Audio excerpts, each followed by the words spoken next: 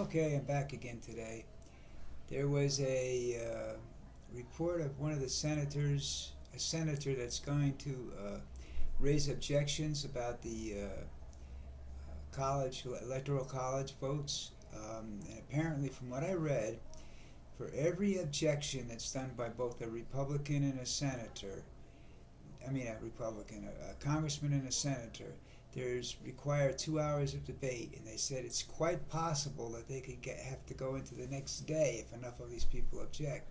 Now, when you go in and you read all the details about it, you know that nothing's going to happen out of this. All right, most of the big guys in the Republican Party are telling people not to do this.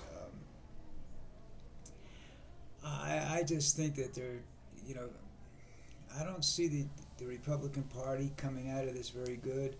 What I do see, unless, of course, they end up with the majority in the Senate, and then everything that Biden wants to do gets shot down or modified. And, he has to wheel and deal and put in crap that hurts people and stuff like that just in order to get stuff to save people.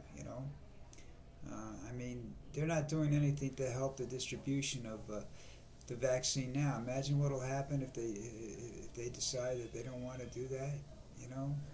They don't want to see that the vaccine out there because I think it's giving the Democrats an advantage.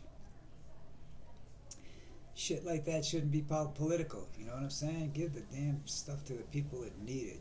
Get all the nurses and doctors and cops and firemen, get them all done. The last ones that should be getting it are politicians because they screwed everything up in the first place. That's why people are dying. You know, they say Trump isn't getting it because at the moment because he's already had COVID. If we get real lucky, he'll get the shot and get it again. This guy is. It's not just him.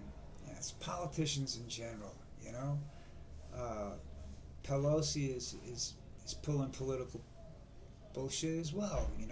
It's this is what got Trump elected in the first place. The only problem was they didn't realize that they didn't have a solution to the problem. They had a problem. They wanted a solution. They wanted a solution to unlock the uh, uh, the do nothing aspects of Congress and the Senate. And as I said before, I think some sort of term limits, some sort of and getting rid of an age limit or something, to create a turnover. They say, well, that you need consistency in government. Well, you can get consistency in government through policy. You don't need human beings to give you consistency in government. These guys are just ridiculous. It's they'll get pissed off about something and nothing will get done. Look, they didn't want it. They didn't want Obama to put a Supreme Court justice in, so they didn't let him come in. And then they want these justices, in there now. They call them conservative. I don't understand how you can be a conservative or a liberal and be a Supreme Court justice. Aren't you supposed to be basically impartial and just follow the letter of the law, interpret the letter of the law? You know, what difference does it make whether you're called a conservative or a liberal? Man, things are getting really stupid. You know, I don't. I didn't have as much time to follow politics back even when I was in politics because I had to work for a living. I had to go out and make a living and work a lot of hours and I didn't have time to I had to make move things around so I could attend meetings and stuff like this. Now I have all the time in the world and I'm disgusted. I was disgusted then. If I knew everything I knew now when I was back then, I don't know whether I would support it. I definitely wouldn't have supported the people I supported, and I did a lot of it so that my mother could have a job, and I don't. I think I would just move my mother into my house and support her. I don't think I would ever do any of this crap that's going on right now. That's politics. They're politicized. They call it politicizing. whatever you want to call it. They have the uh, vaccine, whether who's gonna get it, when they're gonna get it, all this, you know. Um, I find something strange in this thing. You know, they're pushing Pfizer. Pfizer's out there, but there are two others out there now. I can't remember the one name. One is the Oxford one, and the other is I can't remember the name right now. It happens when you get old.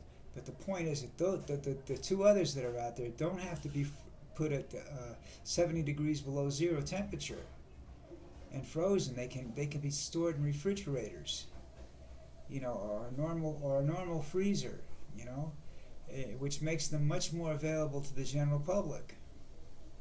So I don't know, you know, why they're pushing the Pfizer one on everybody. You know, well, Pfizer's giving it away. Well, everybody's giving it away. Nobody's gonna charge you to get this vaccine. If they do, you know, you you better call the cops or something, because it's, as far as I know, it's free to everybody when it comes out. You know, okay, if you don't get it within a certain period of time, you know, like if you don't get it in the first 6 months, it's available to you, to your particular age, whatever economic standards and whatnot. Then maybe they should charge you for it after that. You know, because I don't know. And I still don't know if it's this vaccine is going to help with the new strain that came out of it. And what I don't understand is the two new cases that they found of this they call variant in the strain of a virus showed up in Colorado. You know, what, somebody went to England, you know, and came back rather quickly and got it rather quickly. So. You know, that's how things get around. It's like sometimes it's spooky. You know, you start to believe some of these conspiracy theories that are out there. You know, we should talk about one of these days when this is all done. We'll start talking about extraterrestrials and are there people out there? That's always a good conspiracy theory. Okay, this is my second one today.